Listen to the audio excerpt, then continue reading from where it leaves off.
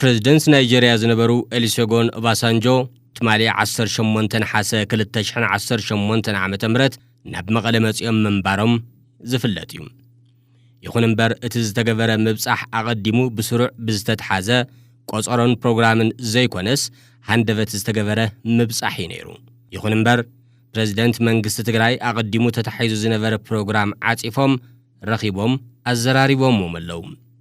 ኣብቲ ዝተገበረ ዝርርብ መሪሕነት ትግራይ ኣብ ዝሓለፈ ሰነ 2018 ዓመተ ምህረት ብዝተገበረ ምርዳእን ዝርርብን መሰረት ትርጉም ዘለዎ ክትትልን ቁጽጽርን እናተገበረ ብዘይምምጽኡ ሕጉሳት ከም ዘይኮኑን ነቲ ኩነታት ናብ ዝኸፍአ ወጥሪ ከም ዝዓረገን ነቶም ፕሬዚዳንት ኣብሪሆምሎም እዮም። ካብዚ ብምብጋስ ድማ ምስ መንግስቲ ፌደራል ዝርርብ ክጅመር እንተደኣ ኮይኑ እዞም ዝስዕቡ ነገራት ምምላስ መሰረታውን ቁልፍን ከም ዝኾነ ኣስሚሮም ኣለዉ።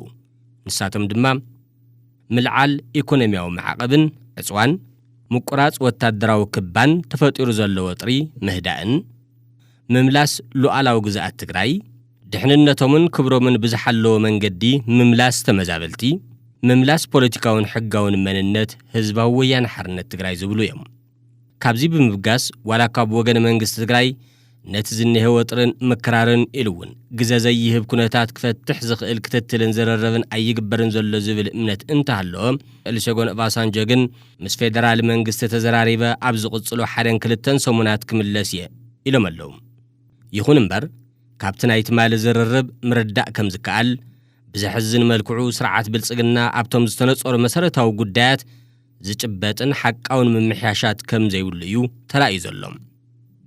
ስለዝኾነ እውን መንግስቲ ትግራይ ነቲ ብዝሓለፈ 4 ዓመታት ዝነበረ ፍሽልን ዘይጭብጡን ከይዲ ተደጋጋሚ ምይጣት ዘይትግበር መጽባዕታት ኣባይታ ድማ ካብ ዝሓመቐ ናብ ዝኸፍአ ዝቕይር ኩነታት ኣካይዳ ንምድጋም ዝኾነ ዓይነት ሸውሃት ይኹን ፖለቲካዊ ባህጊ ከም ዘይብሉ ግልጽ ጉዳይ እዩ።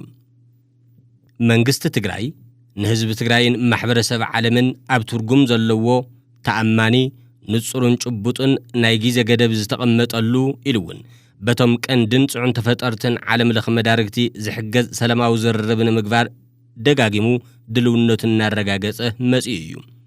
ስለዝኾነ እውን ቅንዕና ዘለዎን መፍትሒ ዘምጽእን ከይዲ ዝርርብ ሰላምን ምክያድ ድልየት እንድሕር ደኣ ሃሊ ኮይኑ ተኸታተልቲ ትንኮያታት ስርዓት ብልጽግና ዝገትእን ዘትርፍን ከምኡን ኮነ ተባሂሉ ኣብ ልዕሊ ህዝቢ ትግራይ ዝተገበረ ናይ ኢኮኖሚ ይኹን ካልእ ዕጽዋን ክባን ንኽለዓል ዝገብር ክኸውን ከም ዝግባእ መንግስቲ ትግራይ ደጋጊሙ ገሊጹ እዩ።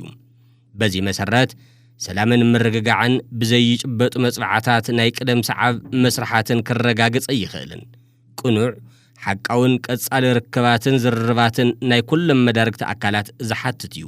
ካብዚ ብምብጋስ መንግስቲ ትግራይ ትርጉም ዘለዎ ሃናጻይን ለውጥ ዘምጽእን ናይ ሰላም ዝርርባትን ርክባትን ንምግባር ኣብ ዝኾነ ይኹን እዋንን ኩነታትን ድልው ምዃኑ ደጊሙ ከረጋግጽ ይፈቱ።